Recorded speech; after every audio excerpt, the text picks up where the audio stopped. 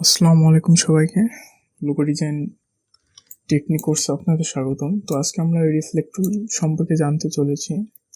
So reflect শব্দের অর্থ হচ্ছে প্রতিফলন, অর্থাৎ একটির বিপরীত প্রতিবিম্ব হচ্ছে প্রতিফলন। ওকে, যেমন মনে করেন যে এটার আমি প্রতিবিম্ব দেখতে হলে এখান থেকে দেখতে পাচ্ছেন যে রোটেট টুলের এপাশে আছে রিফ্লেক্ট টুল। তো এখানে আমি যে বিন্দুকে কেন্দ্র করে এটাকে রিফ্লেক্ট করব, সেখানে জাস্ট যদি আমি এখানে ক্লিক করে রাখি এবং সেই অনুযায়ী এটা প্রতিফলিত হবে, কন্ট্রোল জেড। দেন আমি যদি এই বিন্দুতে ক্লিক করার আগে অল্টার চাপি, তাহলে দেখতে পাচ্ছেন যে এটা ভার্টিক্যালি প্রতিফলন হবে অ্যান্ড দেন হরিজেন্টালি প্রতিফলন হবে। তো এটার জন্য আমরা যদি প্রিভিউ অন করি দেখতে পাচ্ছি, যদিও বা এটার কালার অন্য। ওকে, তারপরে যদি আমরা কপি করি, ওকে, এটা কালারটা প্রতিফলন হয়েছে। তো আমরা অন্য কিছু ট্রাই করি।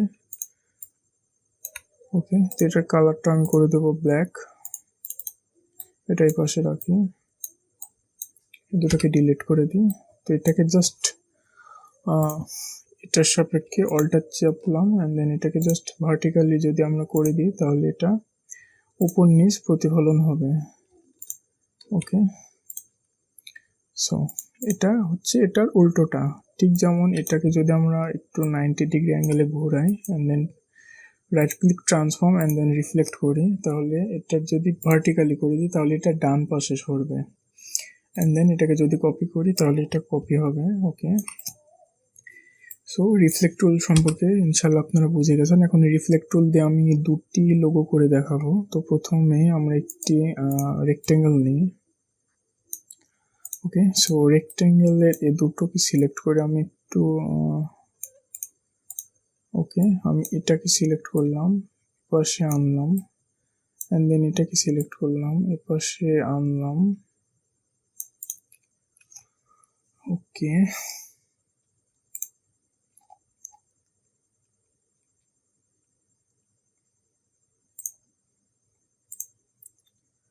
ওকে, তারপরে কন্ট্রোল জেড, এই দুটোকে সিলেক্ট করলাম অ্যান্ড দেন এপাশে আনলাম। ওকে, তারপর এটাকে অল্টার চেপে একটি কপি করলাম অ্যান্ড দেন এটাকে ছোট করে দিই, কন্ট্রোল জেড। এটা হবে না, তার কারণটা হচ্ছে এটাকে কন্ট্রোল 8 দিয়ে এটাকে কম্পাউন্ড পাথ করে নিলাম এন্ড দেন এবার তাও হচ্ছে না। ওকে, তো আমরা এখান থেকে জাস্ট রেক্টেঙ্গেল নিলাম এন্ড দেন এখানে জাস্ট ক্লিক করলাম। ছিলটা কেমন,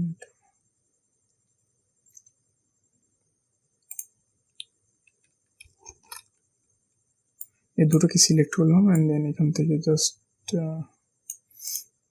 এন্ড দেন এটাকে সিলেক্ট করলাম।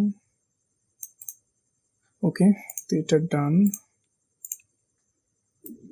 তো এটাকে একটু অল্টার চেপে কপি করি এন্ড দেন এটাকে একটু বড় করে দিই। ওকে, তারপর এই দুটোকে ধরলাম, ধরার পরে কন্ট্রোল জি দিয়ে গ্রুপ করলাম এন্ড দেন রাইট ক্লিক করার পর ট্রান্সফর্ম থেকে রিফ্লেক্ট এন্ড দেন কপি করলাম। ওকে, তো এখান থেকে জাস্ট কালারটা আমি এটা করে দিই এন্ড দেন এটা ম্যাশ করে দিই, তাহলে ভালো লাগবে দেখতে। ওকে, এন্ড এটার কালারটা আমি পিওর ব্ল্যাক রাখবো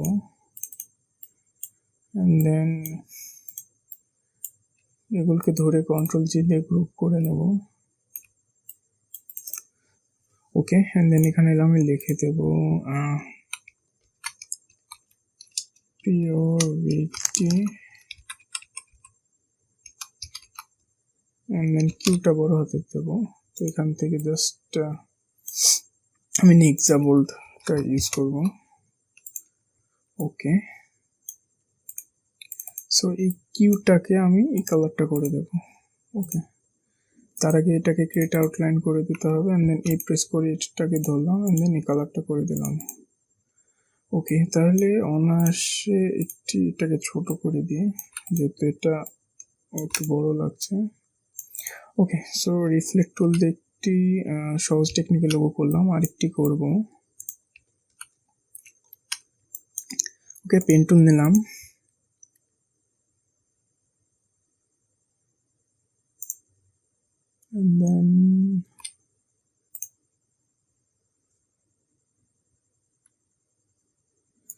দেন এটাকে রাইট ক্লিক করে ট্রান্সফর্ম থেকে রিফ্লেক্ট করে দেবো। ওকে, এটা এমনই থাক।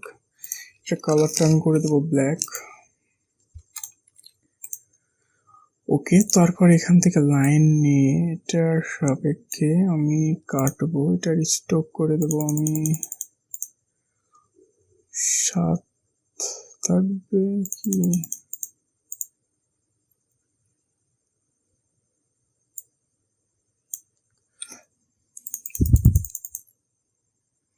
ওকে, এটাই থাক। ওকে, এটাই থাক। অ্যান্ড দেন অবজেক্ট থেকে এক্সপ্যান্ড করে দেবো, এই দুটোকে ধরলাম অ্যান্ড দেন জাস্ট ক্লিক করে অল্টার চেপে শেপ বিল্ডার দিয়ে কেটে দিলাম। ওকে, এটাকে আমি ব্লুটা করে দিই, অথবা এই কালারটা করে দিই। অ্যান্ড দেন এটাকে আমি জাস্ট এই কালারটা করে দিই। অ্যান্ড দেন এই দুটোকে ধরলাম, কন্ট্রোল জি দিয়ে গ্রুপ করলাম, অ্যান্ড দেন আবার ট্রান্সফর্ম থেকে রিফ্লেক্ট করে দেব,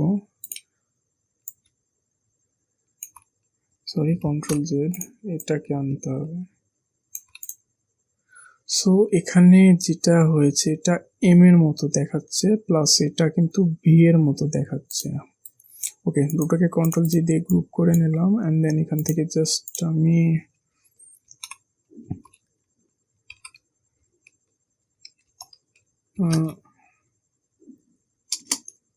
মেগা ভেক্টর, যত এম আর ভি এর মতো বোঝাচ্ছে, সো দ্যাটস ওয়াই আমি এটা ইউজ করেছি।